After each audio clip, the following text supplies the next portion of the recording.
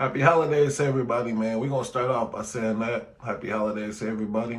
Y'all leave a comment. Let me know one thing y'all want for Christmas. And on my next video, y'all leave another comment and y'all let me know if y'all got what y'all wanted for Christmas, all right? Thank y'all for everybody who subscribed to the channel. I started blogging 2 weeks ago. I think I had 29 subscribers in my last video, and I'm over 50 right now. So thanks, thank y'all, man. Everybody who subscribed, thank y'all. Y'all take a second to like the video. I'm gonna give y'all a second to like the video, man. Hit the like button. And then y'all go ahead and take one more second and hit that subscribe button, man. And if y'all wanna know all this hot content right when I drop it, man, y'all tap that notification bell. It'll take 3 seconds, man. 1, 2, 3. That fast. But let's get into what y'all came here to see, man. That was something that was already pre-planned, and it was canceled before he was arrested. So I think that's important. He wasn't trying to go anywhere.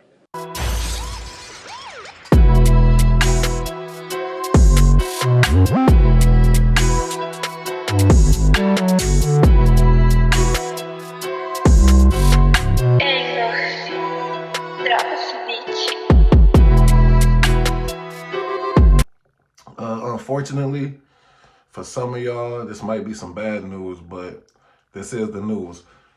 But Takeoff's killer, we don't have to say alleged killer anymore because he did plead self-defense. So by pleading self-defense, he admitted that he killed them, but he's saying it was self-defense. But he'll be out of jail sooner than we think, man.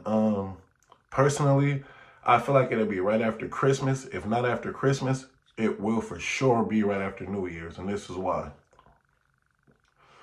I came across something on YouTube where some ladies was having a conversation about violent offenders and repeated violent offenders getting bail. Why do the judge keep granting these people bail? And one of the ladies who was speaking was none other than the killer of Takeoff's lawyer, man. She hit some valid points. She let it be known that it's not up to the judge to give bail. It's a law that the judge gives these people bail. Let me bring in Letitia, our defense attorney here. Do you think the judicial system coddles criminals who've committed felonies? I mean, why would judges allow violent offenders to return to the streets? Prosecutors, it's up to prosecutors to make the case before the judge, right? So is something not getting communicated to the judge, or what's happening? No, what's not being communicated is the law to the public.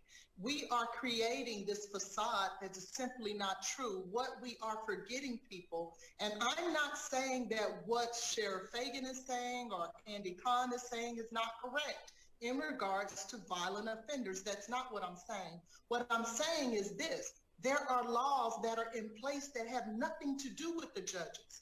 The judges' hands are tied. You guys are repeatedly pointing fingers at these judges as if they are the ones who are wrong. You are forgetting that the law mandates that some of these people get a bond. The judge cannot circumvent the law. Just like you can't create your own laws to manage streets and be vigilantes, these judges cannot circumvent the law as it stands today. Okay, Andy, so as it stands today, people are entitled to a bond per the Texas Constitution. And we're forgetting that. And until you change the laws, it won't change. And Andy, let me bring you in. Oh, that's okay. She also dropped a bombshell, man. This was in a separate video, but she dropped a bombshell. She said that Patrick Clark, aka DJ Pat, he doesn't have a background. So you would think him not having a background, he would get a bail. Now his bail was already lowered from $2 million to $1 million. So technically right now, $100,000 he could be out. But I think the family still think that's a lot of money to pay. They already got some stuff in place that that the courts want documents on how much money that Patrick Clark makes. And they also want ankle monitors in place. Just in case he makes bail, they're going to want to have him on an ankle monitor. Now, it's a chance that his bail can be dropped all the way down to $100,000. That'd be $10,000 for him to get out of bail, okay? Now, they say he's a flight risk. But his lawyer came out and said that he's not a flight risk. Yes, he did have a trip to Mexico, but he canceled that trip before he was arrested. Then she went and got $5,000 from the court.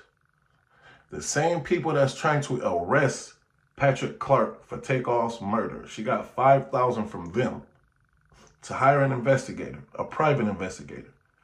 This private investigator is also an ex-cop, okay?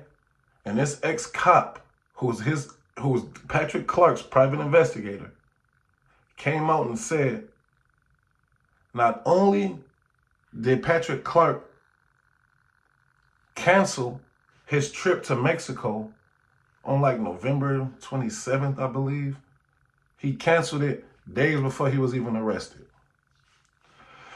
Not only did he cancel his trip days before he was arrested, but he was also looking for an apartment in the Houston area. Why is that important that he was looking for an apartment in the Houston area? Because that helps his lawyer show the court that, no, he wasn't running. Not only did he cancel his trip to Mexico, but he was looking for a house. He was looking for somewhere to stay in Houston. So how was he planning on running if he was looking for somewhere to stay in Houston?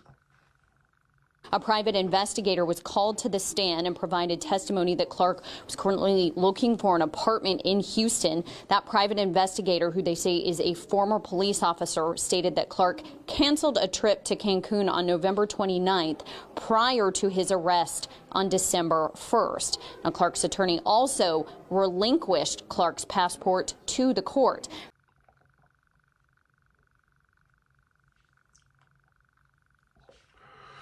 They already made their case to the court just with this information. You got an ex-cop taking a stand and saying that, no, he's not a flight risk. He surrendered his passport. He canceled his trip before he was even arrested, and he was looking for a place to live in this city. So no, it's no way he's a flight risk. You have an ex-police officer saying this. So when he goes to his next court date and when he turns in that document to the courts showing how much money he makes, they are going to lower his bond again. And he's going to pay about $10,000 with a bail's minds when he will be out. So if not shortly after Christmas, I am sure shortly after New Year's, Patrick Clark will be walking the streets fighting the murder of Takeoff with his freedom. Y'all let me know what y'all think in the comments. Make sure y'all like, subscribe, and hit that notification bell, man. Until next time, I'm gone.